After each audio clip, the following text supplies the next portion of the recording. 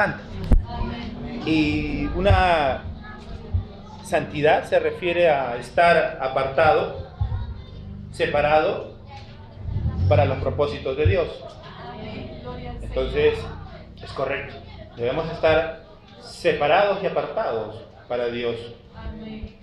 Entonces, no solo es una Semana Santa. Es cierto que es una semana quizás conmemorativa, lo cual es también importante porque se hacen campañas para poder llegar a personas, ¿no? Poder alcanzar con el Evangelio, ¿no? En todas partes de la ciudad, del país, inclusive del mundo, ¿no? Sabemos que hay mensajes concernientes a esta Semana Santa.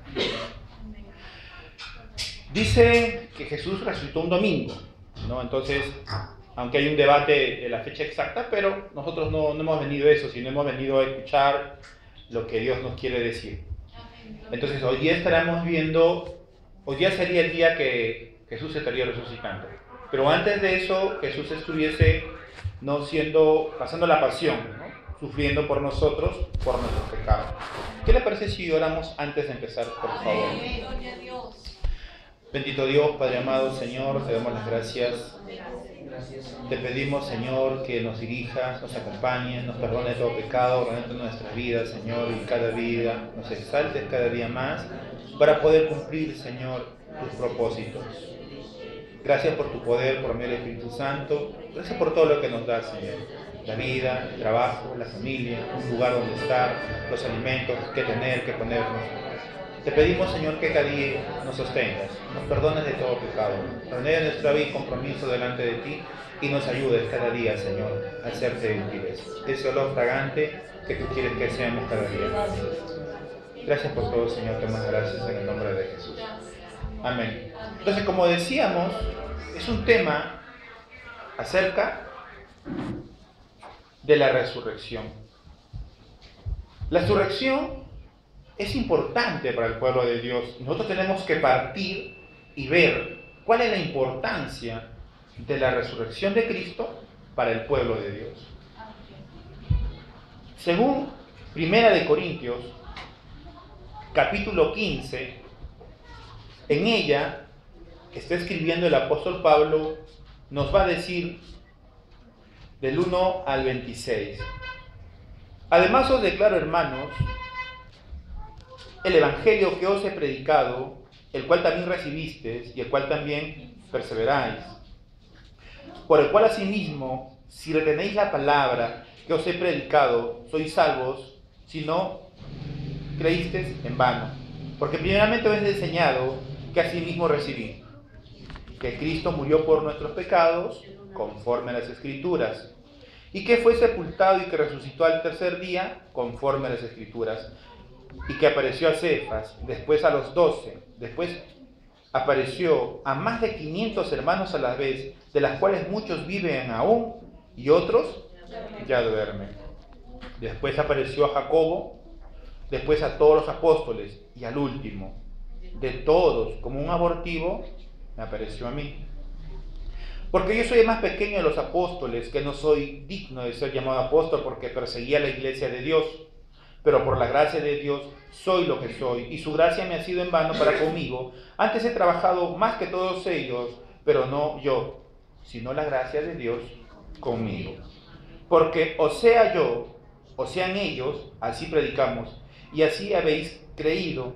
Pero si se predica de Cristo que resucitó de los muertos, como dicen algunos entre vosotros, que no hay resurrección de muertos. Porque si no hay resurrección de muertos, tampoco Cristo resucitó.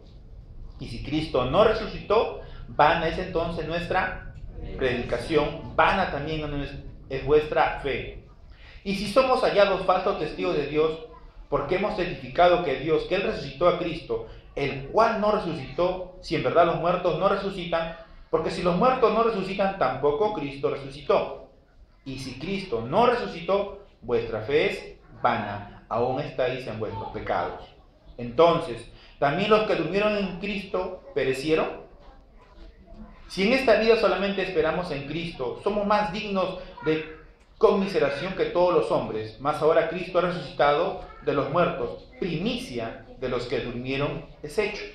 Porque por cuanto la muerte entró por un hombre, también por un hombre la resurrección de los muertos. Porque así como Adán todos mueren, también en Cristo todos serán vivificados. Pero cada uno en su debido orden. Cristo, las primicias, luego los que son de Cristo en su venida, luego el fin, cuando haya entregado el reino al Dios y Padre, cuando haya suprimido todo dominio, toda autoridad y potencia, porque es preciso que el que reine hasta que haya puesto a todos sus enemigos debajo de sus pies. Y el posterior enemigo que será destruido es la muerte. Entonces, este mensaje que nos está describiendo Pablo acerca de la muerte está llamándonos a comprender y a entender la importancia de la resurrección de Jesucristo para el creyente. Ahora, si uno conversa con una persona, comprender la resurrección no lo va a entender. Se va a negar. Se va a negar porque la resurrección solo se puede entender por medio de la fe. No hay otra forma. No existe otra manera de poder aceptar la resurrección de Cristo.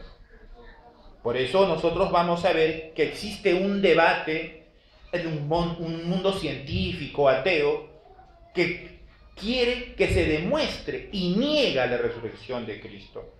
Y van a tratar de ver, ¿no?, que Jesús pecó, que estuvo con María, van a tratar de encontrar de que Judas no lo traicionó, sino que Jesús lo mandó a que lo traicione. Van a tratar de encontrar en su mente entenebrecida un mensaje que no existe y tratar de poner piedras de tropiezo a la fe. ¿A la fe de quién? De aquellos que aún todavía no han creído.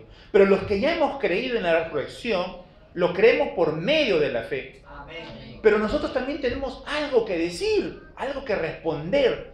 Tenemos que decir que Dios no puede ser probado.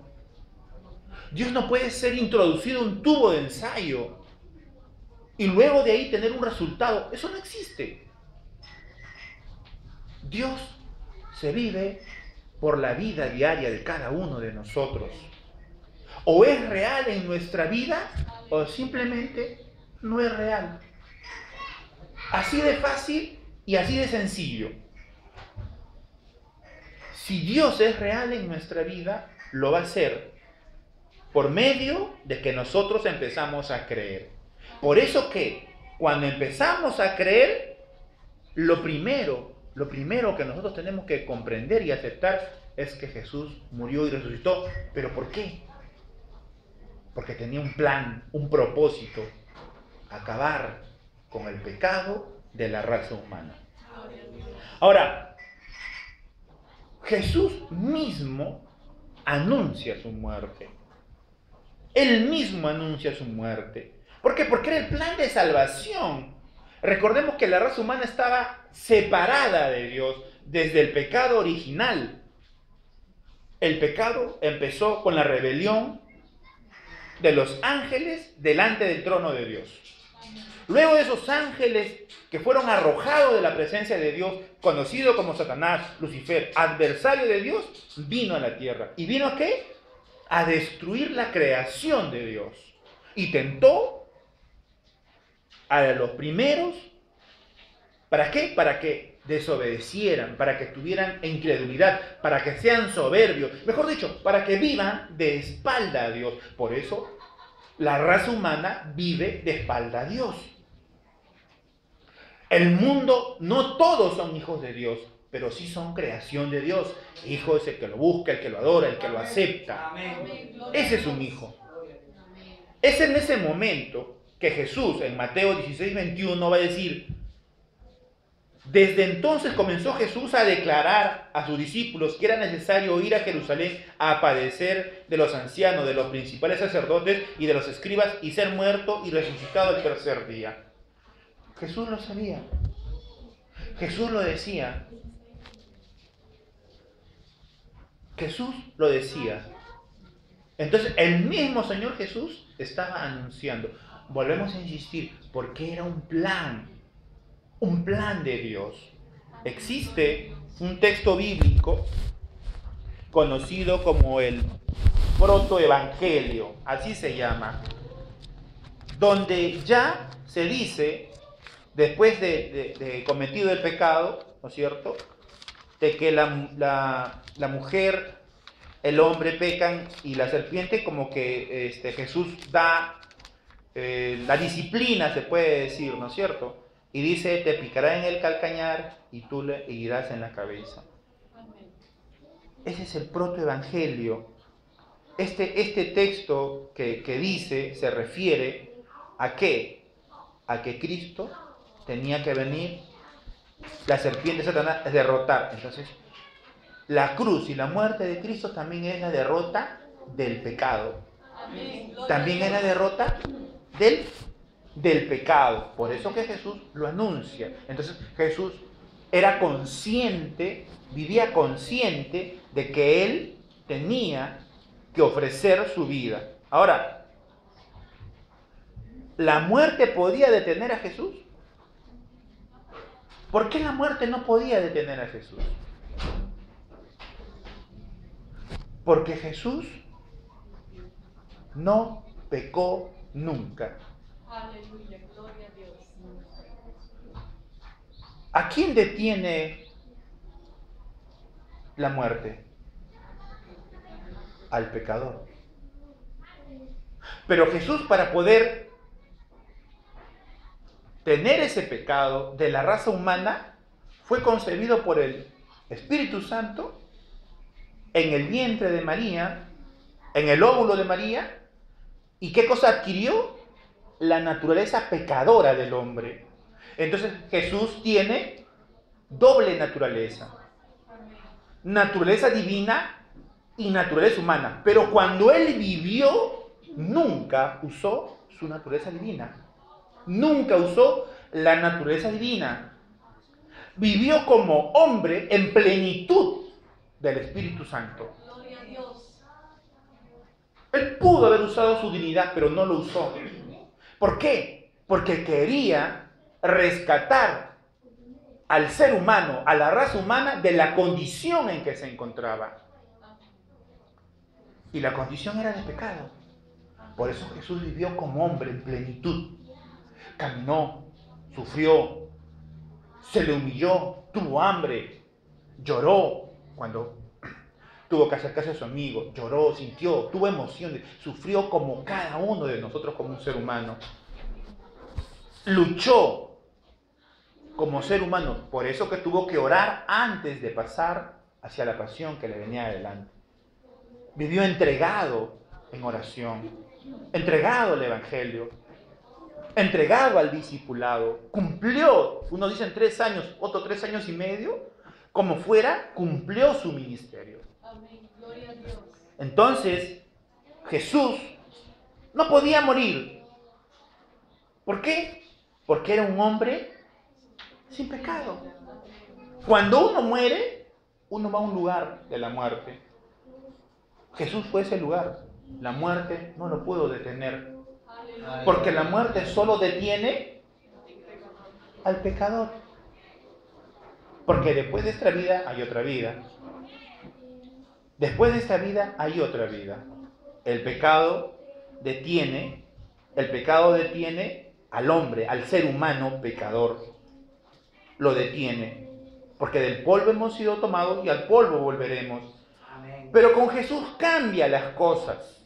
Juan 11:25. Yo soy la resurrección y la vida. El que cree en mí, aunque esté muerto, vivirá. Juan ya nos está diciendo lo que Jesús está anunciando. Una nueva vida. Cuando uno empieza a comprender una vida después de esta vida y uno empieza a recibir la renovación, realmente uno va creciendo y entendiendo la condición, nuestra condición de pecado, y que Jesús murió en esa cruz ocupando el lugar de cada uno de nosotros. Pero acá hay algo más. que también es importante. Jesús tenía que irse. Porque si Él no se iba, si Él no cumplía ese plan de salvación, la humanidad no podía ser salva. Por eso es tentado. A veces nosotros vemos la tentación de Jesús solo en el desierto. No, Jesús fue tentado toda su vida. Desde niño, recordemos, desde muy niño, hubo matanza de niños. Entonces imagínense un niño en el vientre de su madre que nace, que está creciendo y hay persecución.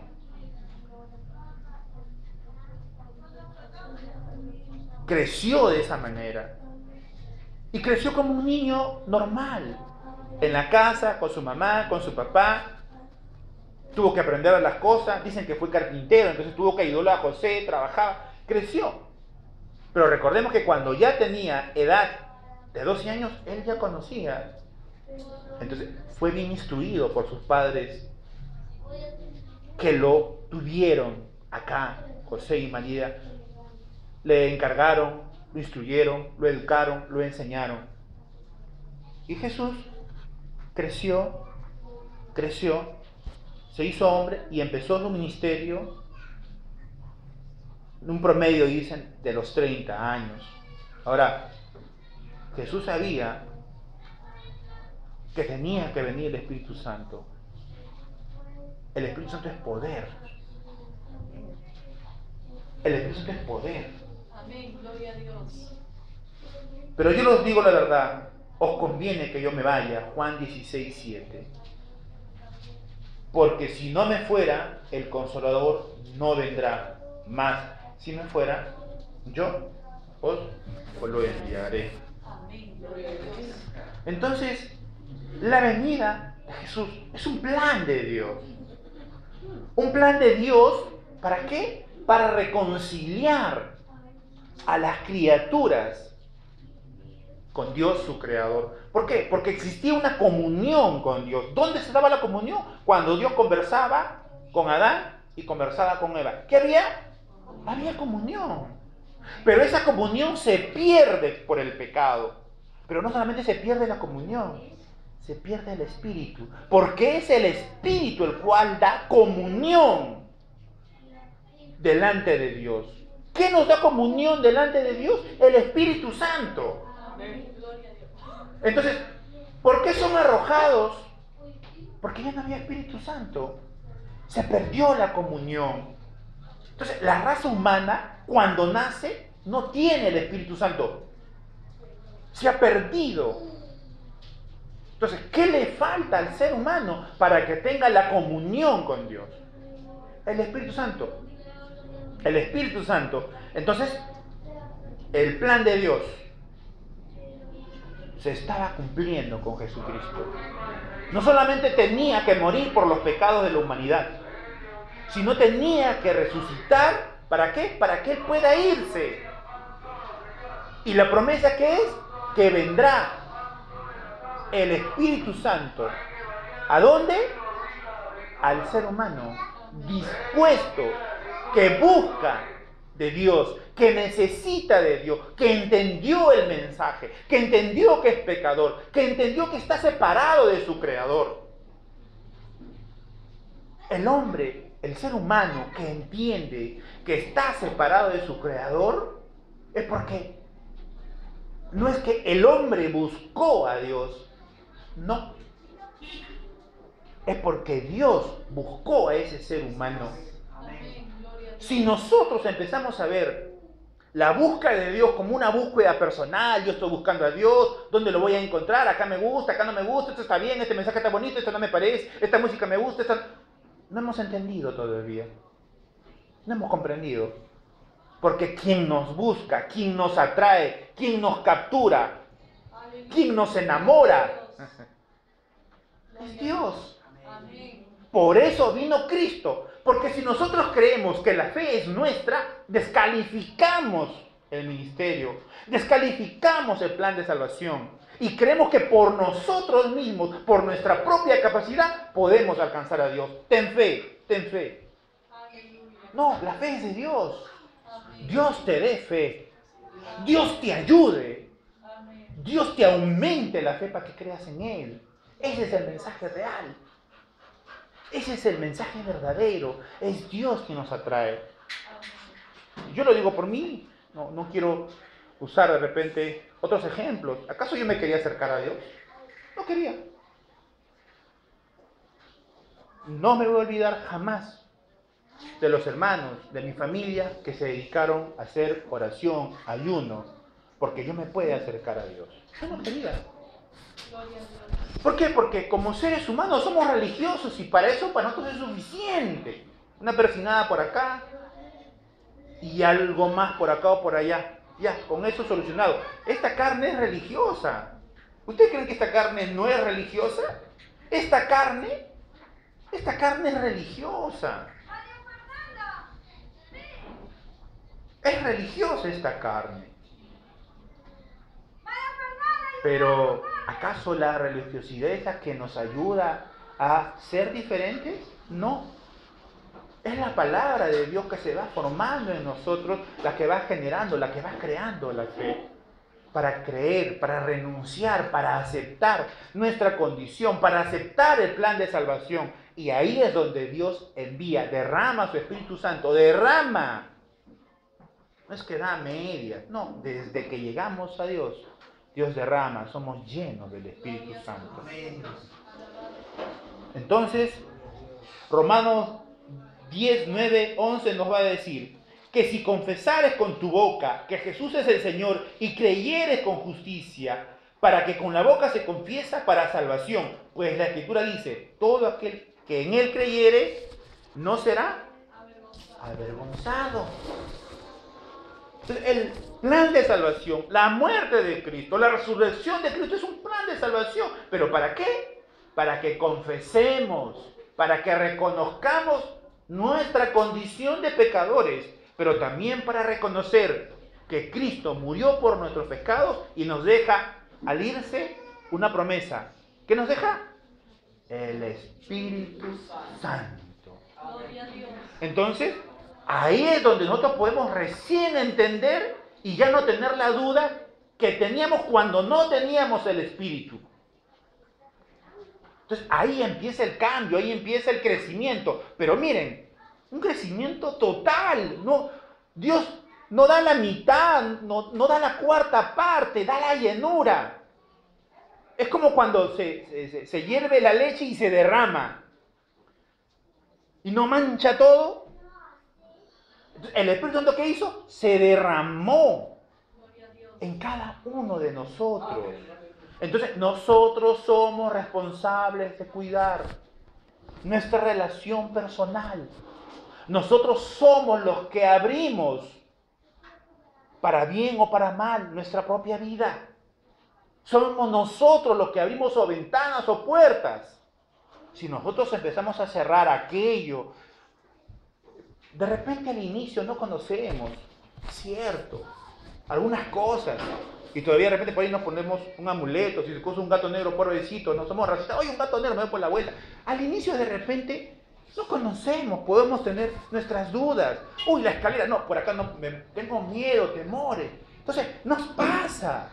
¿Pero por qué? Porque todavía somos bebés en Dios. Todavía estamos aprendiendo a confiar. La relación con Dios es una relación personal, independiente. Es como una madre, me va a entender, una madre con su hijo, sus hijos ninguno es igual, cada uno es diferente. Y un padre también, por supuesto. Entonces Dios tiene ¿qué? Hijos. Tiene hijos que han sido adoptados. Es una relación, es una comunión que existe. Entonces, si nosotros tenemos, ¿por qué esa duda? ¿Por qué ese temor? ¿Por qué esas luchas? Porque es una lucha. Es una lucha constante. Constante, ¿por qué? Porque recordemos lo que decíamos al inicio, Satanás se revela.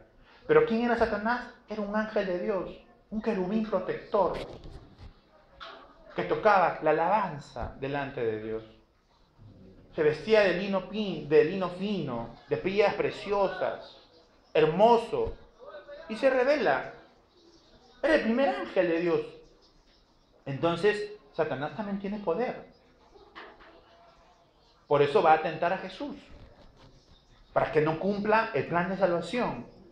Lo tienta para poder sacarlo de ese propósito que Jesús tenía que cumplir.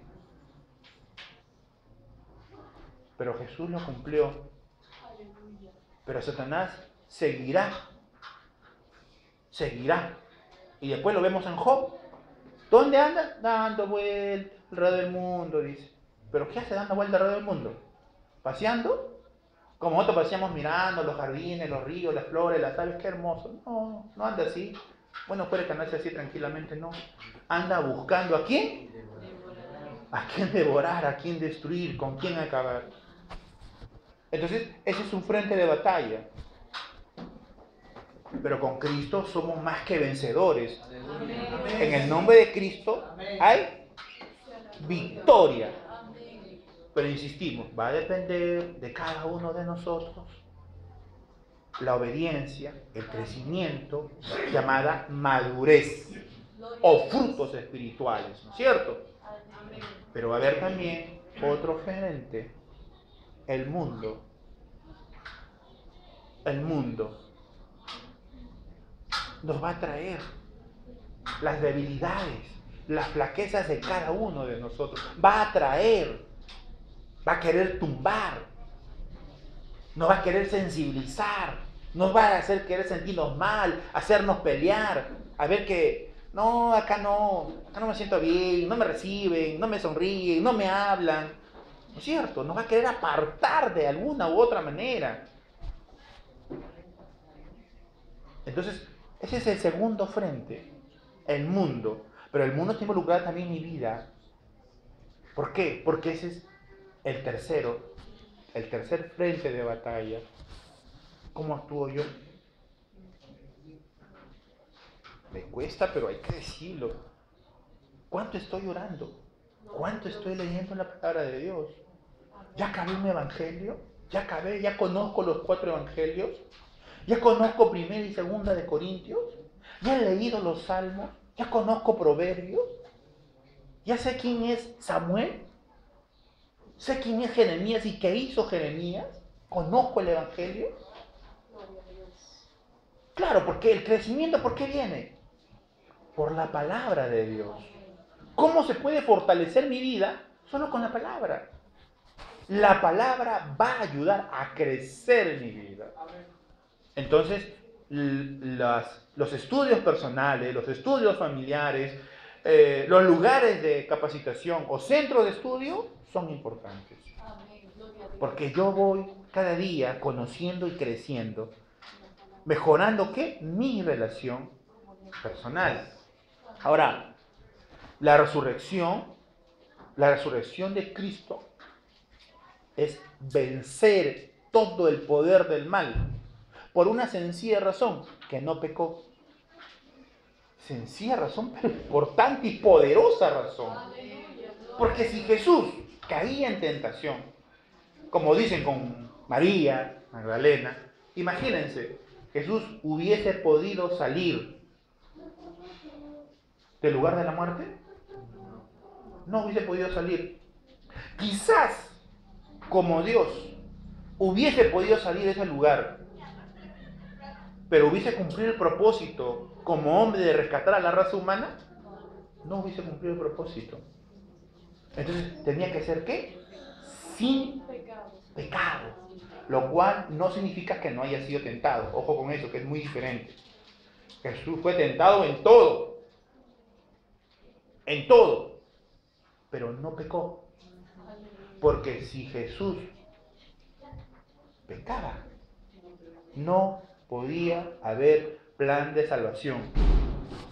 No podía existir la salvación, no podía venir el Espíritu Santo y no podíamos dar testimonio de la verdad. No podríamos. Solo el Espíritu Santo nos revela por medio de su palabra la verdad. Por medio de su palabra. Ahora, ¿de dónde nos llama Cristo? de la muerte. Cristo a nosotros nos llama, Efesios 2:1 dice, y Él os dio vida a vosotros cuando estabais muertos en vuestros delitos y pecados. Yo siempre he escuchado algo y me llama la atención, pero bueno, dicen, no, pero si yo no hago nada, si yo no peco. Y puede ser, ¿no? Que existan personas, pues, no sé, maduras, responsables, que no pecan. Pero, ¿el pecado se refiere a eso? El pecado se refiere a la herencia que tenemos. No se refiere si yo soy una oveja negra, si soy una ovejita como cerdita con rayitas, con manchitas. No se refiere a eso. El pecado es una herencia. El pecado es una herencia. Una herencia que la raza humana hereda. Así como heredamos caracteres de papá, de abuelo, tenemos, ¿no es cierto? Heredamos esas, inclusive hasta su forma, su genio de ser. El pecado es una heredad. Entonces, todos estamos descalificados. Todos, sin excepción. Sin excepción estamos descalificados. Entonces, el pecado es aquel que ha destituido de la presencia de Dios, así como los ángeles fueron destituidos, así la raza humana está destituida de la presencia, de la comunión. Por eso que es importante para la humanidad la muerte y la resurrección de Jesucristo. Porque es la única manera, es el único camino que existe para volver a tener comunión con Dios. Para que se restablezca lo que se perdió. ¿Qué perdió? El Espíritu Santo y perdió la comunión con Dios. Entonces, es ahí cuando uno reconoce esa condición y confiesa esa condición donde viene a morar el Espíritu Santo en nosotros. Y se da derramado ese Espíritu Santo que es poder en la vida, dice Hechos 1, 6, 8. Entonces, los que se habían reunido le preguntaron diciendo, Señor, ¿restaurarás el reino de Israel en este tiempo?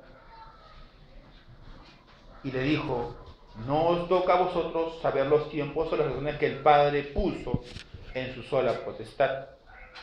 Pero recibiréis poder cuando haya venido sobre vosotros el Espíritu Santo, y me seréis testigos en Jerusalén, en Judea, en Samaria y hasta lo último de la tierra. Conversando con alguien, muy sinceramente, me dijo, pero bueno, ahora que conozco el plan de salvación, ahora que sé que me tengo que arrepentir de mi pecado, voy a vivir como quiero. Digo, ¿pero por qué? Le digo, claro, porque ya cuando yo ya pase tan más viejito, como yo ya sé que me tengo que arrepentir de mi pecado, me arrepiento, pues, y ya está, y llego al cielo.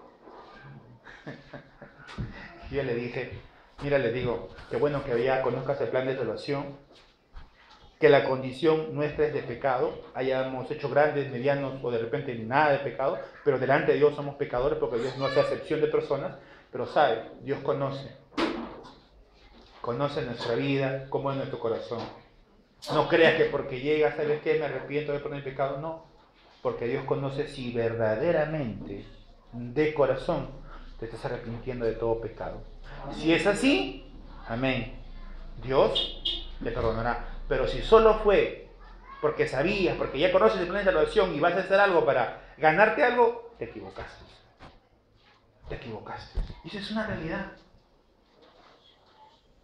Conocer el plan de salvación es una cosa a aceptar mi condición delante de Dios, que ese plan de salvación se cumple en mi vida. Porque es un proceso delante de Dios, es un proceso. Entonces, creer en la muerte y en la resurrección de Jesucristo es un proceso de fe. Amén, gloria a Dios. De fe. De fe.